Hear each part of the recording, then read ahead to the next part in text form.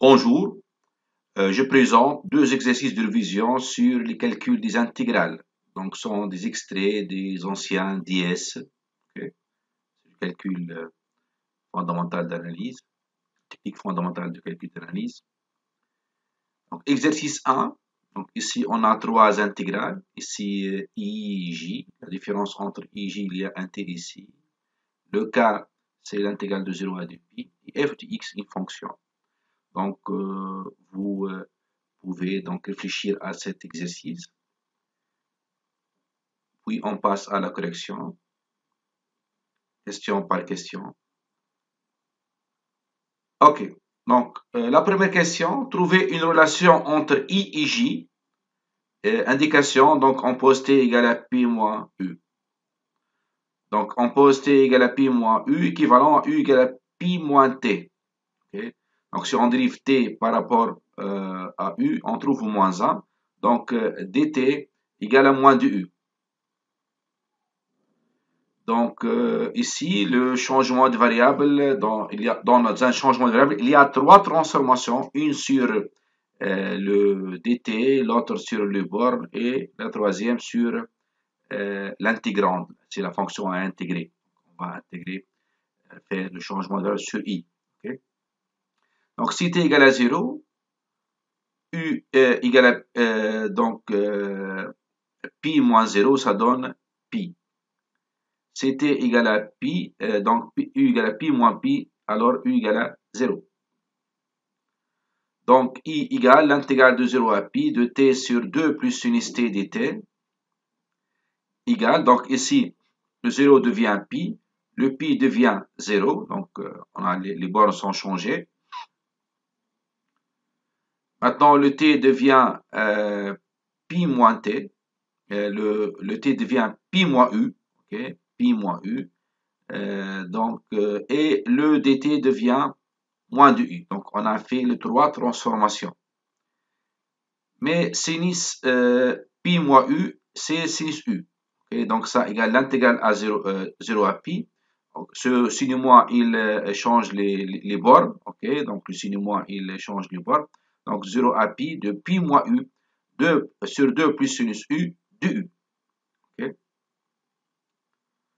Donc ça, c'est A moins B sur C égale à A sur C moins B sur C. Ok, du U.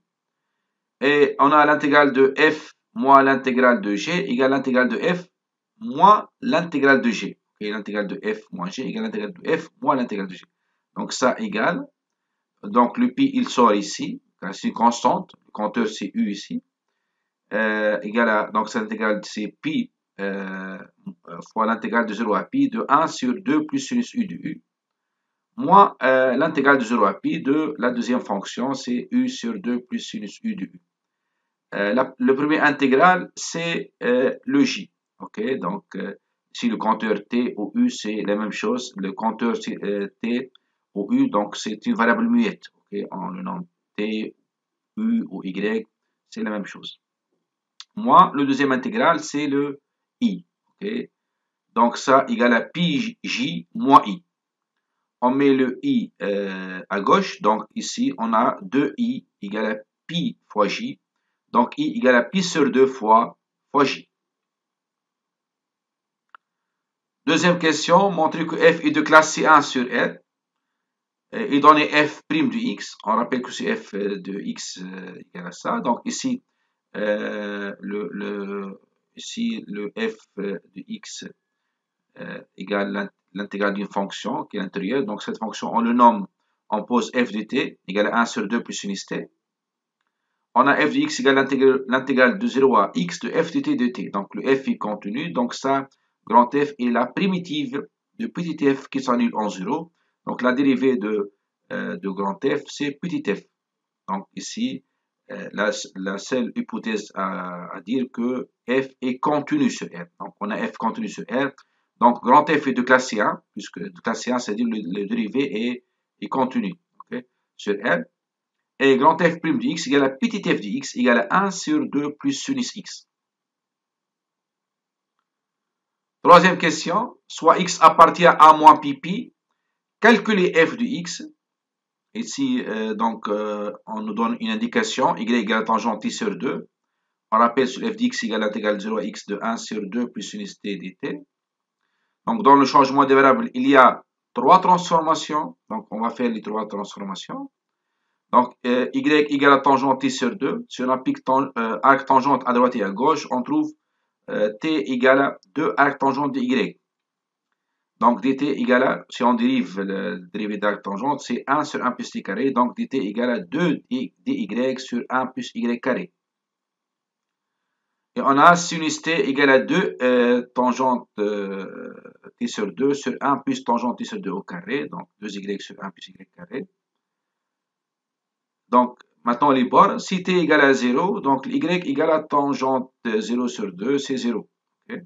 Si t égale à x, alors y égale à tangente x sur 2. Okay.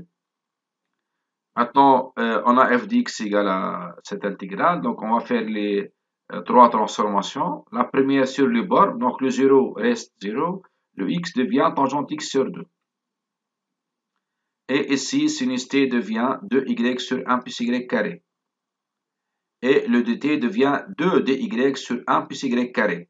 Donc ici, on peut simplifier par 2 et multiplier ici par 1 plus y carré. On trouve l'intégrale de 0 à tangente x sur 2 de 1 sur y carré plus y plus 1 dy. Donc ça, c'est un polynôme de second degré. Son discriminant est négatif. Donc il faut faire la forme canonique. Okay, donc ça, on a fait dans le deuxième vidéo de changement de variable. Donc c'est dans la playlist. Donc on le refait encore. Donc on a y carré plus y plus 1 égale. Donc ça c'est le début d'un produit remarquable. Donc y carré plus 2y fois 1 demi. Donc comme on n'a rien fait, donc on multiplie par 2 et on divise par 2. Donc il reste le plus 1 demi au carré. Donc le 1 c'est 4 sur 4. Donc ça c'est un quart. Il reste 3 quarts. Okay. Donc ça égale à y plus 1 demi au carré plus 3 quarts. Donc ça égale 3 quarts fois, en facteur, donc 3 quarts fois 2 sur la racine 3 fois y plus 1 demi tout au carré plus 1. Donc f de x égale à, donc ici on factorise, donc le 3 quarts, donc on fait l'inverse, donc devient 4 tiers ici. Donc le 4 tiers, on fait ici 2 sur la racine 3 et 2 sur la racine 3. Donc sur cette quantité, donc ça c'est de la forme U' sur U carré plus 1. C'est arc, sa primitive, c'est arc tangent de U. De U, c'est cette quantité. Donc, c'est arc tangent de 2 sur la racine 3, c'est l'extérieur, fois arc tangent de 2 sur la racine 3, Y plus 1 demi, entre 0 et tangente X sur 2. Donc, ça égale 2 sur la racine 3, arc tangent de 2 sur la racine 3, tangente X sur 2, plus 1 demi, moins arc tangente de 1 sur racine 3, donc ici ça 0 reste, et donc en 0 c'est arc tangent de 1 sur racine 3, c'est pi sur 6.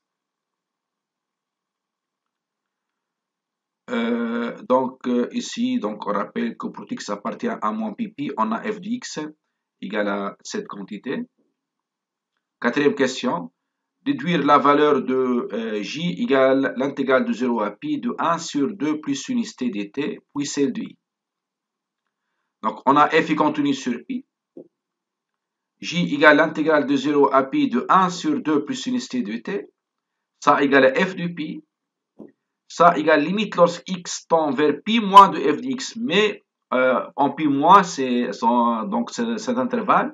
Donc, f de x égale à cette quantité. Okay, donc, égale limite lorsque x tend vers pi moins de cette quantité. Donc, par passage à limite, lorsque x tend vers pi moins, donc ici, tangente pi sur 2, c'est plus l'infini. Ça, devient tout plus l'infini. Arc tangente plus l'infini, c'est pi sur 2. Okay? Donc, égal à 2 sur la racine 3 fois pi sur 2 moins pi sur 6. Égale donc 2 fois 2 sur la racine 3 fois pi sur 3. Donc, 2 pi sur 3 sur racine 3. Donc, 2 pi sur 3 racine 3. D'après la première question, on a i égale à pi sur 2 fois j, donc égale à pi sur 3 racine 3. Cinquième question, montrer que f de 2pi égale à f de pi moins f de moins pi. Donc, on a f de 2pi égale à l'intégrale de 0 à 2pi de 1 sur 2 plus sinus t dt. Donc, on fait la relation de Charles. Donc, ça égale l'intégrale de 0 à pi de 1 sur 2 plus sinus t dt, plus l'intégrale de pi à 2pi de 1 sur 2 plus sinus t dt. Donc, on fait la relation de Charles pour avoir f de pi. Donc, ça, c'est f de pi, mais ça, cette intégrale, on va faire un changement de variable. Donc, il faut changer le borne pour avoir ici 0 et moins pi. Donc, pour cela, on va poser u égale à t moins 2pi. Okay, car on sait que sinus u plus 2pi égale à sinus u. Donc, le meilleur changement de variable, c'est u égale à t moins 2pi. Donc, équivalent à t égale à u plus 2pi. Donc, ici, on a dt égale à 2u. Donc, dérivé, c'est 1 par rapport à t ou par rapport à u. Donc, si t égale à pi, u égale à, pi moins 2pi égale à moins pi. Si t égale à 2pi, alors u égale à 0. Donc, 2pi moins 2pi, ça fait 0. Donc, l'intégrale de pi à 2pi, donc on va faire cette intégrale. Donc, l'intégrale de pi à 2pi de 1 sur 2 plus sinus t dt égale, donc les bornes devient moins pi et 0, donc pi devient moins pi et 2pi devient 0. 1 sur 2 plus sinus u plus 2pi, donc le t c'est u plus 2pi, mais sinus u plus 2pi c'est sinus u. Donc, fois de u ici, il reste le même. Donc, ça égale, donc ici on change les bornes, moins l'intégrale de 0 à moins pi de 1 sur 2 plus sinus u de u.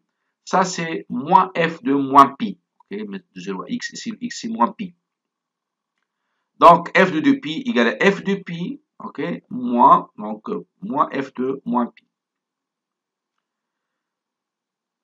Ok, on rappelle que quel que soit x appartient à moins pi, pi, f de x égale à cette quantité. Donc, déduire la valeur de k égale l'intégrale de 0 à 2pi de 1 sur 2 plus sinus t dt. Qui est égal à f de pi moins f de moins pi, c'est f de 2pi. Donc ici, on va faire la même chose qu'on a fait dans la cinquième question, en moins pi. Donc ici, on a f est contenu en moins pi, car on sait f de pi, mais on ne sait pas f de moins pi. Donc on a f est contenu en moins pi. Donc f de moins pi égale limite lorsque x tend vers moins pi plus de f de x. Ça égale limite lorsque x tend vers moins pi plus de 2 sur racine 3 de car dans en moins pi plus sur cet intervalle, donc f d'x a cette expression. Okay? Donc pour la limite, donc tangente moins pi sur 2, c'est moins l'infini. Okay? Tangente moins pi sur 2, c'est moins l'infini. Donc ça égale à 2, et arc tangente de moins l'infini, c'est moins pi sur 2. Donc égale à 2 sur racine 3, moins pi sur 2, moins pi sur 6. Donc ça égale à moins 4 pi sur 3 racine 3. Ainsi, k égale à f de 2pi égale à f de pi moins f de moins pi. Donc f de pi, ça, on a calculé. Et donc moins devient plus, donc 4 pi sur 3 racine 3. Donc ça égale à 6 pi sur 3 racine 3. Simplification par 3, ça devient 2 pi sur racine de 3. Maintenant, deuxième exercice. Donc, ça, exercice, c'est, on va calculer un intégral, ce jeu de x, par 3 méthodes. Okay? Pour la première question, donc, on va justifier l'existence. Puis, donc, on va faire, voir 3 méthodes pour calculer cette intégrale et faire une application à cette intégrale. Ok, donc f égale à cette fonction, on a g cette fonction, justifie l'existence. Donc on va faire, donc vous réfléchissez un peu sur cet exercice, puis on revient, sinon on fait ensemble. Ok. Pour tout x strictement positif, justifier l'existence de x égale à l'intégrale de 1 sur x à x de f dt. Donc soit x positif, donc on a deux cas, ou bien x supérieur à 1 ou x inférieur ou égal à 1. Donc si x supérieur à 1, alors 1 sur x est inférieur ou égal à x. Okay. On a f est contenu sur 1 sur x, donc g de x égale l'intégrale de 1 sur x de f dt existe. Si x inférieur ou égal à 1, alors 1 sur x supérieur ou égal à x. Et on a f contenu sur x1 sur x, du segment x1 sur x. donc, puisque x est plus petit que 1 seul x. Donc, g de x égale à moins l'intégrale de x à 1 seul x de f dt dt existe. Et donc, ici, g de x existe quel que soit x strictement positif, que ce soit supérieur à 1 ou inférieur à 1. Deuxième question, vérifie que pour tout t positif, on a f de t égale à cette quantité.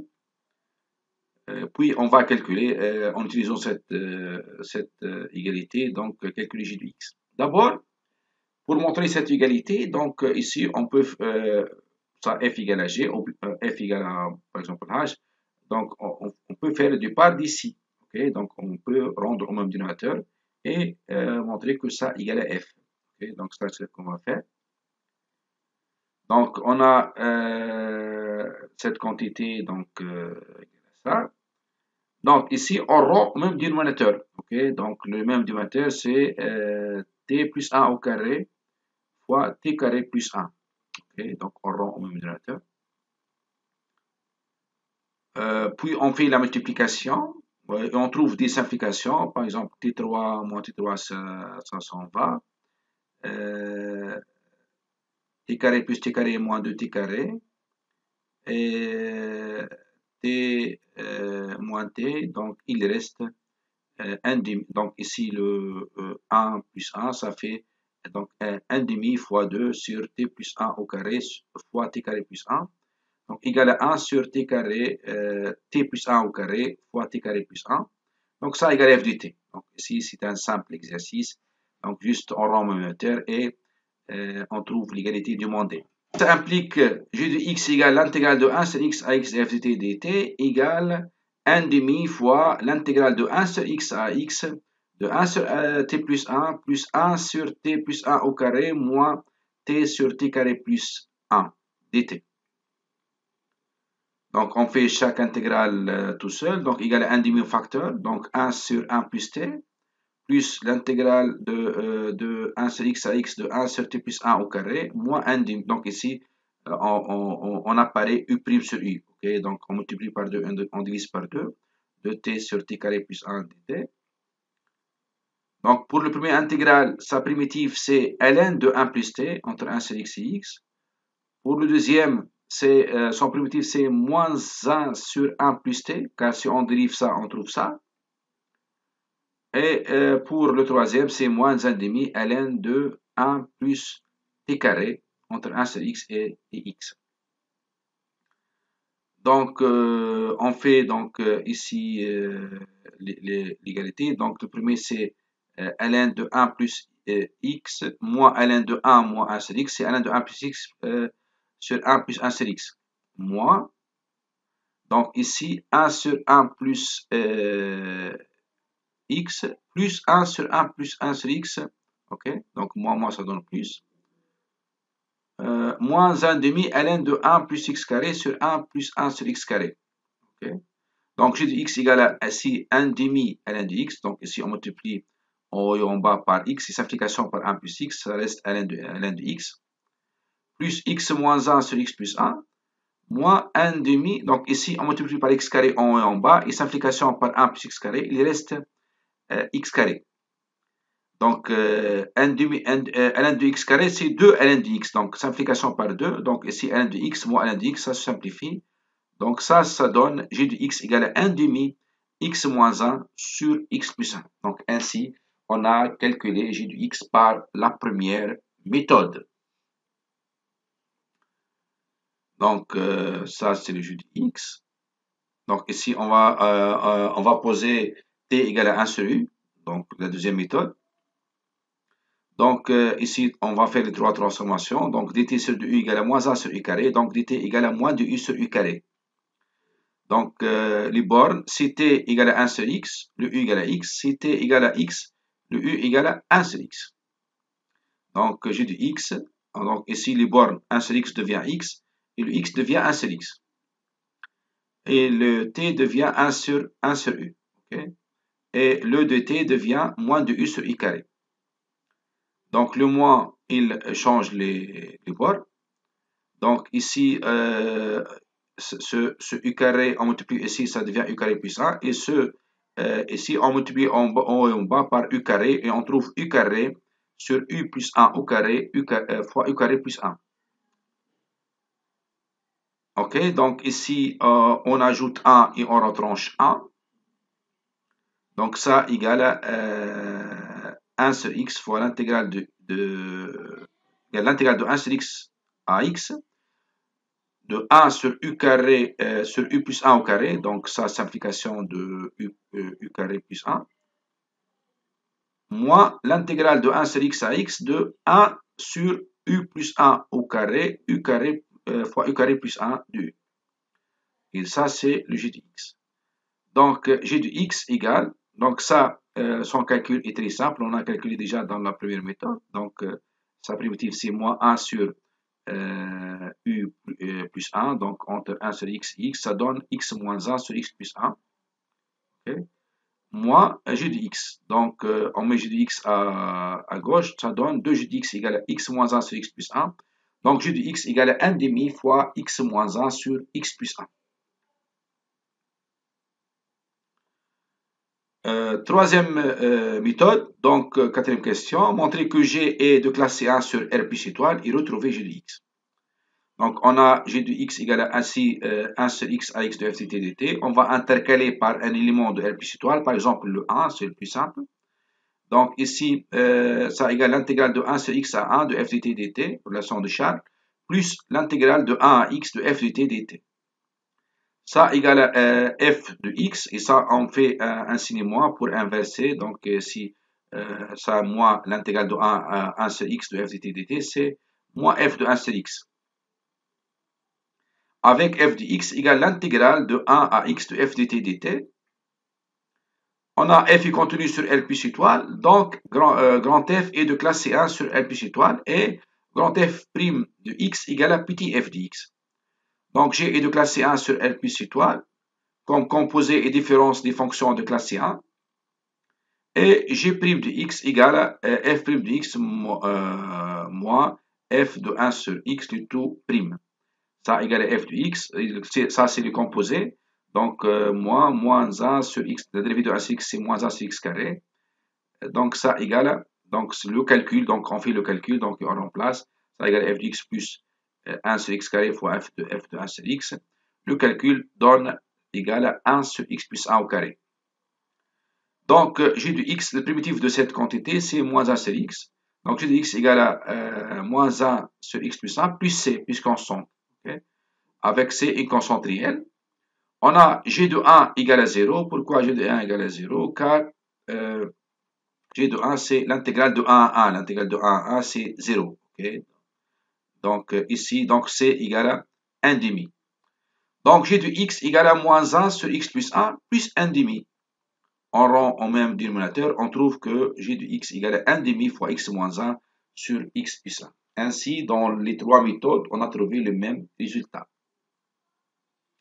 Application, soit alpha appartient à 0 pi sur 2, calculer I alpha égale l'intégrale de alpha à pi sur 2 moins alpha, cos carré de y sur 1 plus sinus 2y dy. On a I alpha égale, donc on a sinus 2y égale à 2 sinus y cos y. Donc on divise en haut et en bas par cos carré de y, donc ça donne 1 sur cos carré y plus 2 tangente y, car ici en simplification par cos et sin y sur cosinus y égale à tangente y. Mais 1 sur cos carré de y, c'est la dérivée de tangente, aussi égale à 1 plus tangente carré de y. Donc ça égale l'intégrale de alpha à pi sur 2 moins alpha, 1 sur 1 plus tangente carré y plus 2 tangente y. Et ça égale l'intégrale de alpha à pi sur 2 moins alpha, 1, ça c'est un produit remarquable, donc 1 plus tangente y au carré, okay, fois dy. Maintenant, donc, ici, pour cette intégrale, on va faire le changement de variable, on pose t égale à tangente y. Donc y égale à tangente t. Donc dy égale à dt sur 1 plus t carré. Pour les bornes, si y égale à alpha, alors t égale à tangente alpha. Si y égale à pi sur 2 moins alpha, alors t égale à tangente pi sur 2 moins alpha. Ok, c'est t égale. Et ça égale à 1 sur tangente y. Pourquoi? Car sinus de pi sur 2 moins alpha égale à cosinus pi sur 2 moins alpha. Et cosinus de pi sur 2 moins alpha égale à sinus pi sur 2 moins alpha. Donc ça c'est l'inverse de tangente alpha. Donc I alpha égale l'intégrale de alpha à pi sur 2 moins alpha de 1 sur 1 plus tangente y au carré de y. Donc ici d'abord les bornes changent. Donc ici tangente alpha et en haut on a 1 sur tangente alpha fois 1 sur 1 plus t carré fois dt sur 1 plus t carré. Donc si on change les bornes, donc I alpha égale à moins l'intégrale de 1 sur tangente alpha fois f de t dt. Donc égale à moins grand G de tangente alpha. Donc égale à moins 1,5 fois tangente alpha moins 1, tangente alpha plus 1. Donc merci pour votre attention et à la prochaine.